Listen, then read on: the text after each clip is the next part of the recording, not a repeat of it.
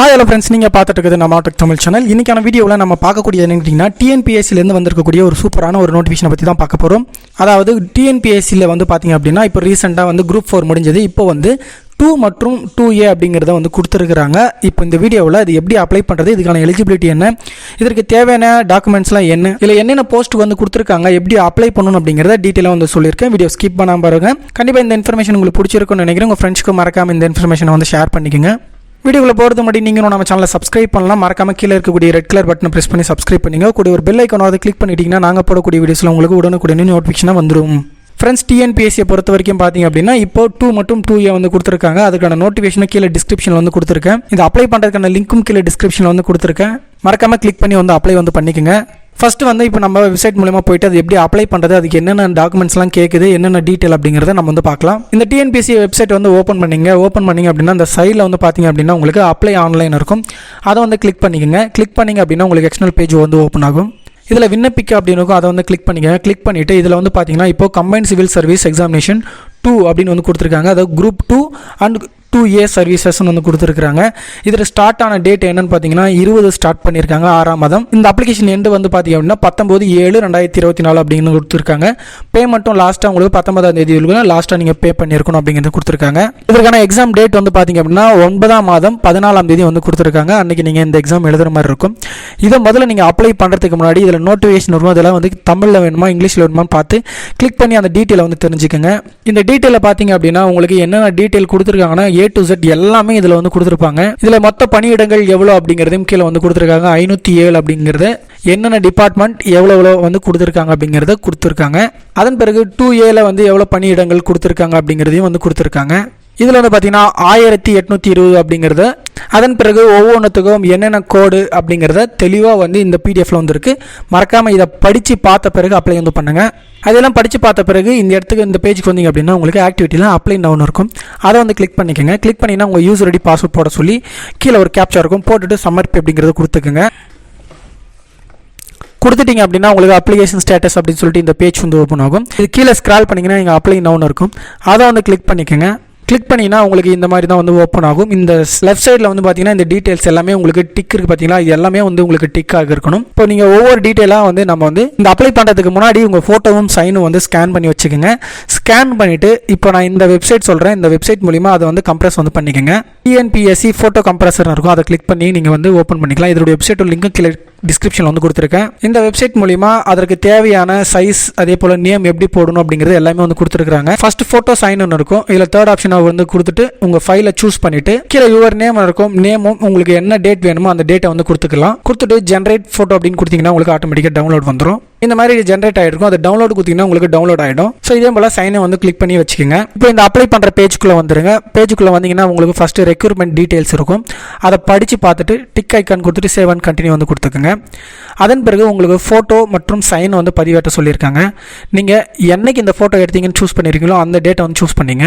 Choose பண்ணிவிட்டு இப்போ நீங்கள் அந்த டிஎன்பிஎஸ்சியில் போட்ட அந்த ஃபோட்டோவை செலக்ட் பண்ணி கீழே சேவ் ஃபோட்டோன்னு வந்து கொடுத்துருங்க. அதன் பிறகு சைனையும் அதே போல் வந்து அப்லோட் வந்து பண்ணிக்கோங்க. இதில் சேவ் சிக்னேச்சர் கொடுத்துருங்க. கொடுத்த பிறகு உங்களுக்கு சக்ஸஸ்ஃபுல்லி அப்லோடுன்னு வந்துடும். அதன் பிறகு கீழே ஸ்க்ரால் பண்ணிங்கன்னா உங்கள் டீட்டெயில்ஸ் ஓடிஆரில் என்னென்ன டீட்டெயில்ஸ் இருக்கோ அது எல்லாமே இருக்கும். அது கீழே ஸ்க்ரால் பண்ணிங்கன்னா ஃபார் வெரிஃபிகேஷன் பர்பஸ்ன்னு இருக்கும். நீங்கள் ஓடிஆரில் எப்படி உங்கள் நேம் இருக்கோ அதே போல் வந்து இதில் டைப் பண்ணுங்கள். சின்ன ஸ்பேஸ் கூட விடாமல் டைப் பண்ணுங்கள்.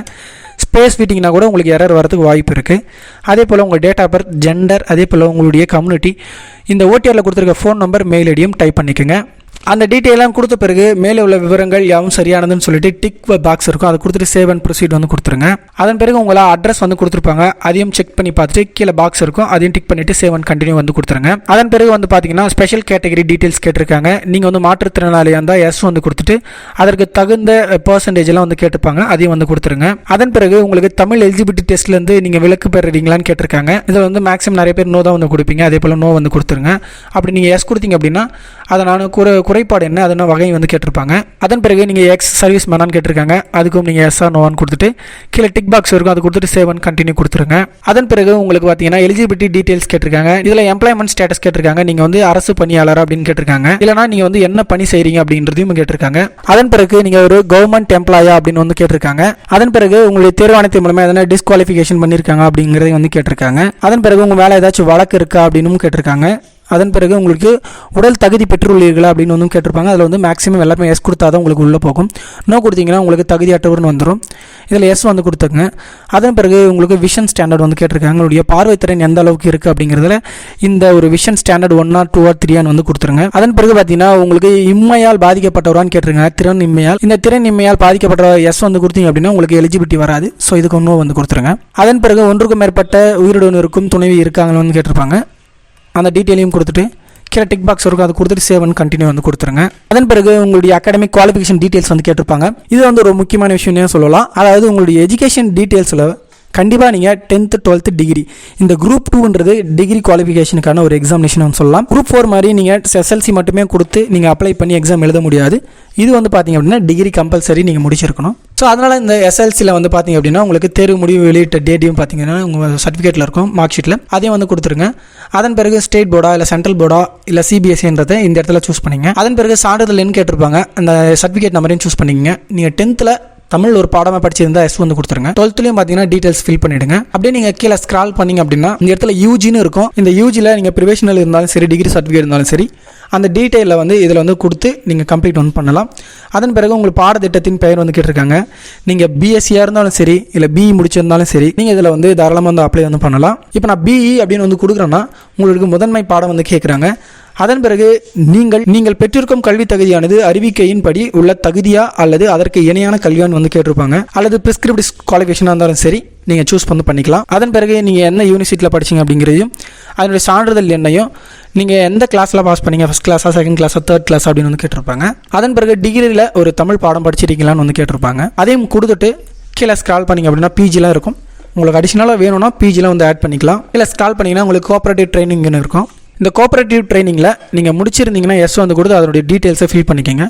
இல்லை அப்படின்னா நோ வந்து கொடுத்துட்டு கீழே டிக் பாக்ஸ் இருக்கும், அதை கொடுத்துட்டு சேவ் அண்ட் கண்டினியூ கொடுத்துருங்க. அதன் பிறகு பார்த்தீங்கன்னா உங்களுக்கு எஸ் வந்து கொடுத்துருங்க. அந்த டீட்டெயில் எதனா தவறாக இருக்கும் பட்சத்தில் உங்கள் அப்ளிகேஷன் ரிஜெக்ட் ஆகிடும் அப்படிங்கிறது சொல்லியிருப்பாங்க. அதன் பிறகு உங்களுக்கு டைப்பிங் அதே போல் ஷார்ட் ஆன வந்து கேட்டிருக்காங்க. நீங்கள் இருந்துச்சு அப்படின்னா எஸ் வந்து கொடுத்து அதனுடைய டீட்டெயில்ஸு லோயரா ஹப்பரான்னு கொடுத்துறாங்க. அதே போல் இங்கிலீஷ் தமிழ் வந்து கேட்டிருக்காங்க. கம்ப்யூட்டர் ஆட்டோமேஷன் கேட்டிருப்பாங்க. கம்ப்யூட்டர் சம்மந்தமாக எதனா படிச்சிருக்கீங்க அப்படின்னா எஸ் வந்து கொடுத்துட்டு அதனுடைய டீட்டெயில்ஸ் ஃபில் பண்ணிக்கோங்க. இப்போ தனியாகவே கம்ப்யூட்டர் ஆஃபீஸ் ஆட்டோமேஷன் முடிச்சிருக்கேன்னா அதனுடைய டீட்டெயில் கொடுங்க. இல்லை நான் டிகிரிலையோ அல்லது டிப்ளமோலையோ எனக்கு கம்ப்யூட்டர் சப்ஜெக்டாக வந்துச்சு அப்படின்னா அந்த டிகிரியுடைய டீட்டெயில்ஸை வந்து ஃபில் பண்ணிக்கோங்க.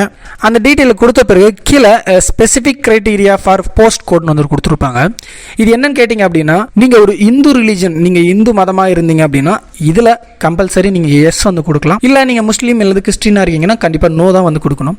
இது இந்து அறநிலைத்துறையை சார்ந்த ஒரு டிபார்ட்மெண்ட். ஸோ அதனால் இந்துவாக இருக்கும் பட்சத்தில் நீங்கள் இந்த போஸ்ட் கோடெல்லாம் வந்து பார்த்தீங்கன்னா இந்த பிடிஎஃப்ல இருக்கும்.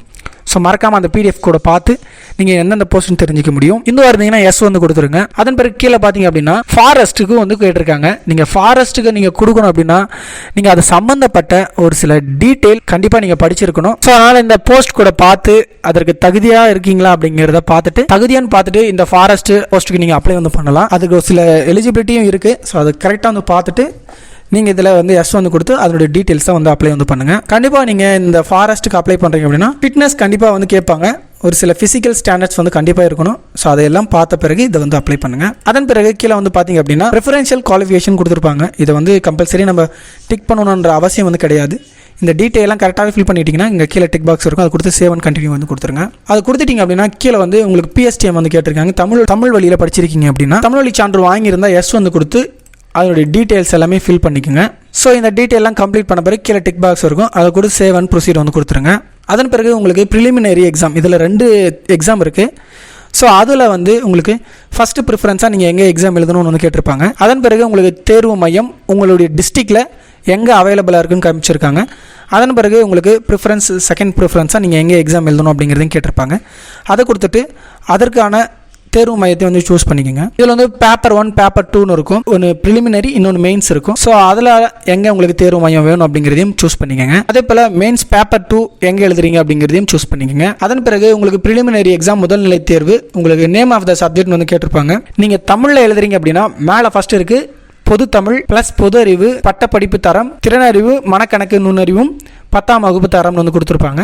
தமிழ்னா பொது தமிழ் அப்படிங்கிறது சூஸ் பண்ணிங்க. இங்கிலீஷ் இருந்தால் ஜென்ரல் இங்கிலீஷ்னு வந்து சூஸ் பண்ணிக்கோங்க. நான் பொது தமிழில் இப்போ சூஸ் பண்ணிக்கிறேன். அதன் பிறகு பார்த்தீங்கன்னா உங்களுக்கு தாள் 2ஆம் தாளும் நீங்கள் வந்து தமிழ்லேயே வந்து எழுதுறீங்க அப்படின்னா அதை வந்து தமிழில் வந்து கொடுத்துருக்குங்க. இதன் பிறகு உங்களுக்கு ஃபீஸ் டீட்டெயில் கேட்கும். இந்த ஃபீஸ் இருந்துச்சு அப்படின்னா நீங்கள் பே பண்ணலாம், இல்லைனா உங்களுக்கு ஃபீஸ் அக்செப்ட் வந்துடும். அதை கம்ப்ளீட் பண்ணிட்டீங்கன்னா கீழே டிக் பாக்ஸ் கொடுத்துட்டு சேவ் அண்ட் கண்டினியூ வந்து கொடுத்துருங்க. அதன் பிறகு உங்களுடைய டீட்டெயில்ஸ் எல்லாமே உங்களுக்கு ப்ரிவியூ காமிச்சிருப்பாங்க. இது எல்லாமே ஓகே இருக்குது, கரெக்டாக இருக்குது அப்படின்ற பட்சத்தில் கீழே வந்து டிக் பாக்ஸ்லாம் கொடுத்துட்டு வர வேண்டியிருக்கும். நீங்கள் ஒருவேளை கம்ப்யூட்டரில் நீங்கள் வந்து இதை பண்ணிட்டு வரீங்க அப்படின்னா டேபும் ஸ்பேஸ் அமுத்தினீங்கன்னா இந்த ஒரு பாக்ஸை ஈஸியாக நீங்கள் வந்து கிளிக் பண்ணிக்கலாம். ஜஸ்ட் நீங்கள் டேபும் ஸ்பேஸையும் வந்து கிளிக் பண்ணுங்கள். இது எல்லாமே நீங்கள் டிக் பண்ண பிறகு ஐ கன்ஃபார்ம் தி அபவுண்ட் கொடுத்துட்டு ஐ அக்ரி ப்ரொசீட் வந்து கொடுத்துருங்க. கடைசியாக ஒரு ப்ரிவியூ காமிச்சிருப்பாங்க, அதுலேயும் டிக் பாக்ஸ் பண்ணிவிட்டு கீழே ஐ கன்ஃபார்ம் கொடுத்துட்டு எஸ் வந்து கொடுத்துருங்க. கீழே ஐ ஃபைனலி சப்மிட் ஆன்லைன் அப்ளிகேஷனுங்கிறது கொடுத்துட்டீங்க அப்படின்னா உங்களுடைய அப்ளிகேஷன் சக்ஸஸ்ஃபுல்லாக சப்மிட் ஆகிடும். டவுன்லோட் பண்ணி உங்களுடைய அப்ளிகேஷனை வந்து வச்சுக்க முடியும். ஆல்ரெடி சொல்கிறேன், இது அப்ளை பண்ணுறதுக்கு முன்னாடி இந்த நோட்டிஃபிகேஷனை தெளிவாக வந்து படிச்சு பாருங்கள். அப்போ தான் உங்களுக்கு என்னென்ன டீட்டெயில்ஸ் இருக்குன்னு இன்னுமே தெளிவாக தெரியும். ஸோ ஃப்ரெண்ட்ஸ், கண்டிப்பாக இந்த இன்ஃபர்மேஷன் பிடிச்சிருக்குன்னு நினைக்கிறேன். இந்த இன்ஃபர்மேஷன் பிடிச்சிருந்தா மறக்காம இந்த வீடியோக்கு லைக் பண்ணிட்டு உங்கள் ஃப்ரெண்ட்ஸுக்கு தானே மறக்காம ஷேர் பண்ணிக்கங்க. ஸோ தேங்க்ஸ் ஃபார் வாட்சிங்.